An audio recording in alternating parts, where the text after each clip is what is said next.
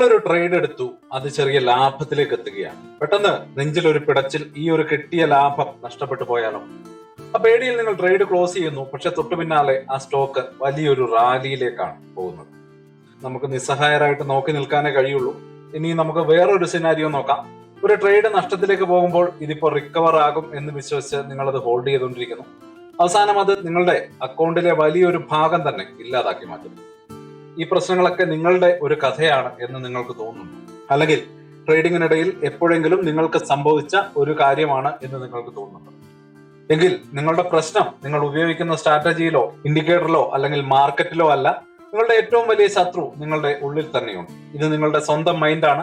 അതുകൊണ്ടാണ് 95% ട്രേഡർമാരും പരാജയപ്പെടുന്നത്. വിജയിക്കുന്ന ആ 5% ആളുകൾക്ക് മാത്രം അറിയാവുന്ന ആ ഒരു സൈക്കോളജിക്കൽ രഹസ്യം എന്താണ്? അവരുടെ കയ്യിൽ മാന്ത്രിക വിദ്യകളൊന്നുമില്ല, മറിച്ച് അവർ സ്വന്തം മനസ്സിനെ കീഴടക്കിയവരാണ്. ആ രഹസ്യം നിങ്ങൾക്കും എങ്ങനെ സ്വന്തമാക്കാം എന്ന് നമുക്ക് നോക്കാം. Welcome to the eye opener video of Thanam smart savings and investment solutions. നമ്മളിൽ ഭൂരിഭാഗം പേരും ട്രേഡിംഗിലേക്ക് വരുന്നത് വലിയ സ്വപ്നങ്ങളൊക്കെ ആയിട്ടാണ്. ഫിനാൻഷ്യൽ ഫ്രീഡം, പെട്ടെന്ന് പണക്കാരനാകണം, അടിച്ചു പൊളിച്ച് ജീവിക്കണം. എന്നാൽ റിയാലിറ്റി നമ്മൾ പ്രതീക്ഷിക്കുന്നത് പോലെയൊന്നുമല്ല. തുടർച്ചയായ നഷ്ടങ്ങൾ, പലപ്പോഴും ഉറക്കമില്ലാത്ത രാത്രികൾ, ഓരോ തവണ ട്രേഡ് എടുക്കുമ്പോഴും നെഞ്ചിൽ ഒരു ആന്തലാണ്. ലാഭം കിട്ടുമ്പോഴുള്ള സന്തോഷം ചെറുതാണെങ്കിൽ നഷ്ടം വരുമ്പോഴുള്ള വേദന അതിലും എത്രയോ വലുതായിരിക്കും. പലരും ചിന്തിക്കുന്നത് ഈ ഒരു നഷ്ടങ്ങൾ മറികടക്കാൻ ഒരു ഹോളി ഗ്രെയിൻ സ്ട്രാറ്റജി കണ്ടെത്തിയാൽ മതിയാവും എന്നാണ്. അവർ നൂറുകണക്കിന് യൂട്യൂബ് വീഡിയോകൾ കാണുന്നു, പെയ്ഡ് കോഴ്സുകൾക്ക് ചേരുന്നു, ദിവസവും പുതിയ പുതിയ ഇൻഡിക്കേറ്ററുകൾ പരീക്ഷിക്കുന്നു. എന്നിട്ടും റിസൾട്ട് പഴയപടി തന്നെയാണ്. കാരണം അവർ സൊല്യൂഷൻ തേടുന്നത് തെറ്റായ സ്ഥലത്താണ്. ട്രേഡിംഗ് എന്നത് 90% സൈക്കോളജിയും 10% സ്ട്രാറ്റജിയുമാണ്. നിങ്ങളുടെ ഇമോഷൻസ് കൺട്രോൾ ചെയ്യാൻ പഠിക്കാതെ ലോകത്തെ ഏറ്റവും മികച്ച സ്ട്രാറ്റജി നിങ്ങളുടെ കയ്യിൽ കിട്ടിയാൽ പോലും അത് പരാജയപ്പെടും. ഇതിനർത്ഥം പ്രൊഫഷണൽ ട്രേഡർമാർക്ക് നഷ്ടം സംഭവിക്കില്ല എന്നല്ല. അവരും നഷ്ടങ്ങളൊക്കെ നേരിടുന്നുണ്ട്, പക്ഷെ അവരത് കൈകാര്യം ചെയ്യുന്ന രീതിയാണ് ഡിഫറെന്റ് ആയിട്ടിരിക്കുന്നത്. സാധാരണക്കാർ വികാരങ്ങൾക്ക് അടിമപ്പെട്ട് തീരുമാനങ്ങൾ എടുക്കുമ്പോൾ പ്രൊഫഷണലുകൾ തങ്ങൾ മുൻകൂട്ടി തയ്യാറാക്കിയ ഒരു പ്ലാൻ അനുസരിച്ച് ഡിസിപ്ലിനോടെ മുന്നോട്ട് പോകുന്നു. ആ ഒരു അച്ചടക്കമാണ് അവരെ വിജയിക്കുന്ന 5% ഒരാളാക്കി മാറ്റുന്നത്. അപ്പോൾ നമ്മൾ വളരെ ഇമ്പോർട്ടന്റ് ആയിട്ട് മനസ്സിലാക്കേണ്ട ആ ഒരു പോയിന്റിലേക്ക് നമുക്ക് വരാം. നിങ്ങളുടെ ട്രേഡിംഗ് അക്കൗണ്ടിനെ കാർന്നു തിന്നുന്ന 4 പ്രധാന ശത്രുക്കളുണ്ട്. അവ പുറത്തെവിടെയുമല്ല, നിങ്ങളുടെ ഉള്ളിൽ തന്നെയാണ്. ആ ഒരു ശത്രുക്കളെ കൃത്യമായിട്ട് പരിചയപ്പെടാം, അവയെ മാറ്റി നിർത്താം. ഒന്നാമത്തെ ശത്രു ഭയം. പണം നഷ്ടപ്പെടുമോ എന്ന പേടി. ഈ ഒരു ഭയം കാരണം നല്ലൊരു ഓപ്പർച്യൂണിറ്റി കൺമുന്നിൽ കണ്ടാലും നിങ്ങൾ ട്രേഡ് എടുക്കാൻ പഠിക്കും. കുറച്ചുകൂടി കൺഫർമേഷൻ കിട്ടട്ടെ എന്ന് കാത്തിരിക്കുമ്പോൾ ആ അവസരം പറന്നുപോകും. അതുപോലെ ഒരു ട്രേഡ് ചെറിയ ലാഭത്തിലെത്തുമ്പോൾ ഈ കിട്ടിയ പ്രോഫിറ്റ് പോകുമോ എന്ന ഭയം കാരണം നിങ്ങൾ പെട്ടെന്ന് എക്സിറ്റ് ചെയ്യും. രണ്ടാമത്തെ ശത്രു ഗ്രീഡാണ്. ഒറ്റ ദിവസം കൊണ്ട് കോടീശ്വരനാകണം എന്ന ചിന്തയാണത്. ഈ അത്യാഗ്രഹം കാരണമാണ് നിങ്ങളുടെ കയ്യിലുള്ള കാശ് മുഴുവൻ ഒറ്റ ട്രേഡിൽ ഇൻവെസ്റ്റ് ചെയ്യുന്നത്. മാർക്കറ്റ് മുകളിലേക്ക് കുതിക്കുന്നത് കാണുമ്പോൾ ഒന്നും അനലൈസ് ചെയ്യാതെ അതിന്റെ പുറകെ ഓടുന്നത്, അതായത് ഫോമോ അഥവാ ഫിയർ ഓഫ് മിസ്സിംഗ് ഔട്ട് ആണിത്. ഒരു ട്രേഡ് നല്ല ലാഭത്തിൽ ഓടുമ്പോൾ കുറച്ചുകൂടി കിട്ടട്ടെ എന്ന് കരുതി ടാർഗറ്റ് എത്തുമ്പോഴും വിൽക്കാതിരിക്കുകയും അവസാനം അത് നഷ്ടത്തിൽ അവസാനിപ്പിക്കുന്നതും ഈ ഒരു അത്യാഗ്രഹം കൊണ്ട് മാത്രമാണ്. ഇനി മൂന്നാമത്തെ ശത്രുവാണ് ഫാൾസ് ഹോപ്പ്, അതായത് പ്രതീക്ഷ. ഒരു ട്രേഡ് നഷ്ടത്തിലാകുമ്പോൾ ഇല്ല, ഇനി എന്തായാലും തിരിച്ചു വരും എന്ന ഒരു തരം അമിത പ്രതീക്ഷയിൽ അതിൽ കടിച്ചു തൂങ്ങി കിടക്കുന്നതിനെയാണ് അങ്ങനെ പറയുന്നത്. നിങ്ങൾ സ്റ്റോപ്പ് ലോസ് വെച്ചിട്ടുണ്ടെങ്കിൽ പോലും പ്രൈസ് അവിടത്തേക്ക് എത്തുമ്പോൾ അത് കുറച്ചുകൂടി താഴേക്ക് മാറ്റിവെക്കാൻ ഒരു ഉൾപ്രേരണ ഉണ്ടാവും. ഇതൊരു വ്യാജ പ്രതീക്ഷയാണ്. ചെറിയ നഷ്ടങ്ങളെ താങ്ങാനാവാത്ത വലിയ നഷ്ടങ്ങളാക്കി മാറ്റുന്ന ഏറ്റവും വലിയ ശത്രുവാണ് ഈ ഒരു പ്രതീക്ഷ. നാലാമത്തെ ശത്രു റിവെഞ്ച് ട്രേഡിംഗ് അല്ലെങ്കിൽ പ്രതികാരമാണ്. ഒരു നഷ്ടം സംഭവിച്ചാൽ അത് മാർക്കറ്റിനോടുള്ള ഒരു പേഴ്സണൽ റിവെഞ്ച് ആയിട്ട് മാറുന്നു.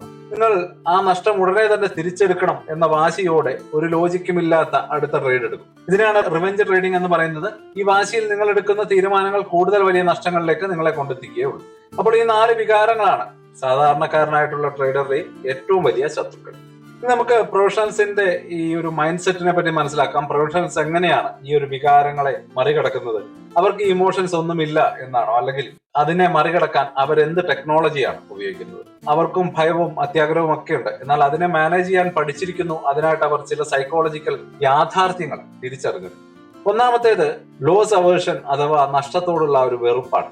സൈക്കോളജിക്കലി നമുക്ക് 1000 രൂപ കിട്ടുമ്പോഴുള്ള സന്തോഷത്തിന്റെ ഇരട്ടി വേദനയായിരിക്കും 1000 രൂപ നഷ്ടപ്പെടുമ്പോൾ ഉണ്ടാവുന്നത്. ഇതുകൊണ്ടാണ് നമ്മൾ പ്രോഫിറ്റ് കാണുമ്പോൾ പെട്ടെന്ന് ബുക്ക് ചെയ്യാനും നഷ്ടം വരുമ്പോൾ അത് അംഗീകരിച്ച് മടിച്ച് ഹോൾഡ് ചെയ്യാനും പ്രേരിപ്പിക്കപ്പെടുന്നത്. ഈ ഒരു മെന്റൽ ബയാസിനെ തിരിച്ചറിയുക എന്നതാണ് ആദ്യത്തെ പടി. രണ്ടാമതായിട്ട് കൺഫർമേഷൻ ബയാസ്. നമ്മളൊരു ട്രേഡ് എടുത്തു കഴിഞ്ഞാൽ, ഉദാഹരണത്തിന് ഒരു സ്റ്റോക്ക് വാങ്ങിയാൽ, പിന്നെ നമ്മൾ ആ സ്റ്റോക്കിനെ കുറിച്ചുള്ള നല്ല വാർത്തകൾക്കും അനുകൂലമായിട്ടുള്ള അനാലിസിസിനും വേണ്ടി മാത്രം തിരയുകയും ആരെങ്കിലും അത് താഴെ പോകുമെന്ന് പറഞ്ഞാൽ നമ്മൾ അതിനെ കേട്ടതായി പോലും നടിക്കില്ല. ഇത് നമ്മുടെ തീരുമാനം ശരിയാണെന്ന് നമ്മളെ തന്നെ വിശ്വസിപ്പിക്കാനുള്ള ഒരു ശ്രമമാണ്. എന്നാൽ പ്രൊഫഷണലുകൾ ഇതിനു പകരം തങ്ങളുടെ ട്രേഡിനെതിരായ കാര്യങ്ങൾ എന്തൊക്കെയാണെന്ന് കൂടി വിലയിരുത്തി അത്തരത്തിൽ ആ ട്രേഡിനെ മുന്നോട്ട് കൊണ്ടുപോകുന്നു. ഇനി മൂന്നാമത്തെ കാര്യം തിങ്കിങ് ഇൻ പ്രോബബിലിറ്റീസ്, സാധ്യതകളിൽ ചിന്തിക്കുക എന്നുള്ളതാണ്. ഇതാണ് ഏറ്റവും പ്രധാനപ്പെട്ട കാര്യം. ഒരു സാധാരണ ട്രേഡർ ഓരോ ട്രേഡിനെയും ജയമായിട്ടോ അല്ലെങ്കിൽ തോൽവിയായിട്ടോ കാണുന്നു. എന്നാൽ പ്രൊഫഷണൽ ട്രേഡർമാർക്ക് ഓരോ ട്രേഡും താൻ എടുക്കാൻ പോകുന്ന 1000 ട്രേഡുകളുടെ ഒരു സീരീസിലെ ഒന്ന് മാത്രമായിട്ടാണ് കാണുന്നത്. എല്ലാ ട്രേഡിലും ലാഭം പ്രതീക്ഷിക്കുന്നത് മണ്ടത്തരമാണെന്ന് അവർക്ക് കൃത്യമായിട്ട് അറിയാം. അവരുടെ ഫോക്കസ് ഒരു ട്രേഡിന്റെ റിസൾട്ടിലല്ല, മറിച്ച് ശരിയായ തീരുമാനങ്ങൾ ആവർത്തിക്കുന്നതിലാണ്. നല്ല ട്രേഡിംഗ് സിസ്റ്റത്തിന് ഒരുപക്ഷെ 60% വിന്നിംഗ് ചാൻസേ കാണുള്ളൂ. പക്ഷെ അത് 10 ട്രേഡ് എടുത്താൽ 4 എണ്ണം നഷ്ടത്തിലാകുമെന്ന് അവർക്ക് മുൻകൂട്ടി അറിയാം. അതുകൊണ്ട് തന്നെ നഷ്ടം വരുമ്പോൾ അവർക്ക് അത് ഒരു സംഭവമേ അല്ല, തികച്ചും സാധാരണമായിട്ടുള്ള കാര്യമാണ്. ഇനി പ്രൊഫഷണൽസിന്റെ ആ ഒരു ടൂൾ കിറ്റ് എന്തൊക്കെയാണ് ഈ വിജയത്തിനായിട്ട് അവർ സ്വരുക്കൂട്ടിയിരിക്കുന്നത്? ചിന്താരീതി മാറ്റിയത് കൊണ്ട് മാത്രം കാര്യമില്ല, ആ ചിന്തകളെ പ്രവൃത്തിയിലേക്ക് കൊണ്ടുവരാൻ ചില ടൂൾസും ആവശ്യമാണ്. ഇവയാണ് പ്രൊഫഷണലുകളുടെ ആയുധങ്ങൾ. ഒന്നാമത്തേത് നിയമം, ദ ട്രേഡിംഗ് പ്ലാൻ, അതായത് നിങ്ങളുടെ ഭരണഘടന.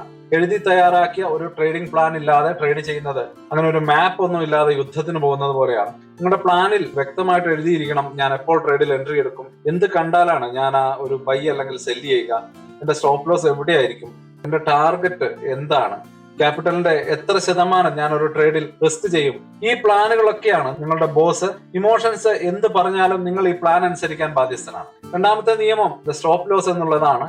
സ്റ്റോപ്പ് ലോസ് എന്നത് ഏത് ട്രേഡിംഗിലെയും പ്രധാനപ്പെട്ട ഒന്നാണ്. ഒരു ട്രേഡിൽ പ്രവേശിക്കുന്നതിന് മുമ്പ് തന്നെ എനിക്ക് മാക്സിമം എത്ര നഷ്ടം സഹിക്കാൻ കഴിയും എന്ന് നിങ്ങൾ തീരുമാനിക്കണം. ആ പ്രൈസ് ലെവലാണ് നിങ്ങളുടെ സ്റ്റോപ്പ് ലോസ്. ഒരു കാരണവശാലും ആ പ്രൈസ് അവിടേക്ക് എത്തുമ്പോൾ അത് മാറ്റിവെക്കരുത്. സ്റ്റോപ്പ് ലോസ് ഹിറ്റ് ആവുന്നത് ഒരു ഫെയിലിയർ ഒന്നുമല്ല, അത് നിങ്ങളുടെ ക്യാപിറ്റലിനെ വലിയ നഷ്ടങ്ങളിൽ നിന്ന് സംരക്ഷിക്കുന്ന ഒരു ഇൻഷുറൻസ് പോളിസി പോലെയാണ്. ഇനി മൂന്നാമത്തെ നിയമം റിസ്ക് മാനേജ്മെന്റിന്റെ ആണിക്കല്ല്.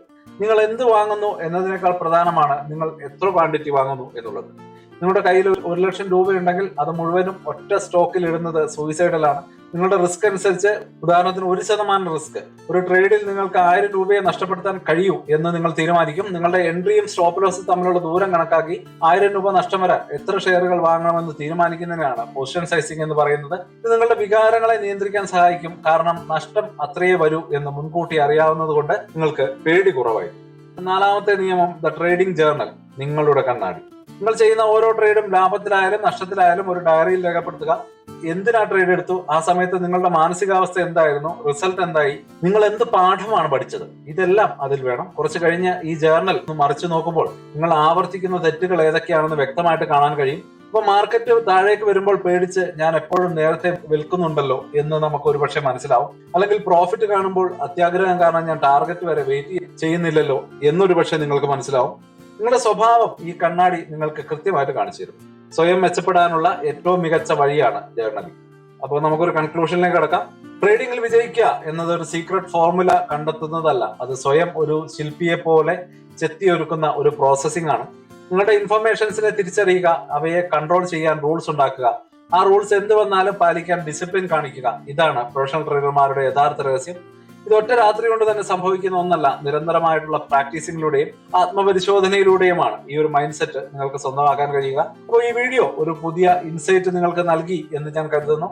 അപ്പൊ ഇനി നിങ്ങൾക്ക് ഞാനൊരു ചെറിയ ഹോംവർക്ക് തരാം. അടുത്ത 7 ദിവസത്തേക്ക് നിങ്ങൾ എടുക്കുന്ന ഓരോ ട്രേഡിൽ എൻട്രി എടുക്കുന്നതിന് മുമ്പ് തന്നെ ഒരു ഹാർഡ് സ്റ്റോപ്പ് ലോസ് നിർബന്ധമായിട്ട് സെറ്റ് ചെയ്യുക. ആ ട്രേഡ് എന്തിനാണ് എടുത്തത്, അതിന്റെ റിസൾട്ട് എന്തായി എന്നത് ഒരു നോട്ട്ബുക്കിൽ കുറിച്ചു കൊടുക്കുക. ഈ ഒരൊറ്റ കാര്യം ചെയ്താൽ മതി ഒരു പ്രൊഫഷണൽ ട്രേഡർ ആകാനുള്ള യാത്രയിലെ ഏറ്റവും പ്രധാനപ്പെട്ട ചുവടുവെപ്പായിട്ട് ഇത് മാറിയേക്കും. തീർച്ചയായിട്ടും നിങ്ങൾ നേരിടുന്ന ഏറ്റവും വലിയ സൈക്കോളജിക്കൽ ചലഞ്ച് എന്താണ് എന്ന് അറിയാൻ ഞങ്ങൾക്കും താല്പര്യമുണ്ട്. നിങ്ങളുടെ അനുഭവങ്ങൾ താഴെ കമന്റുകളായിട്ട് അറിയിക്കുക.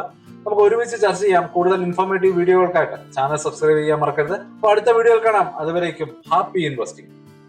സ്റ്റോക്ക് മാർക്കറ്റിലെ ന്യൂസുകളെയും അതുപോലെ തന്നെ അപ്ഡേറ്റുകളെയും ഉൾക്കൊള്ളിച്ചുകൊണ്ടുള്ള ഒരു ഫേസ്ബുക്ക് ഗ്രൂപ്പ് നമുക്കുണ്ട്. ആ ഒരു ഗ്രൂപ്പിന്റെ ലിങ്ക് ഈ വീഡിയോയുടെ ഡിസ്ക്രിപ്ഷനിൽ കൊടുക്കുന്നുണ്ട്.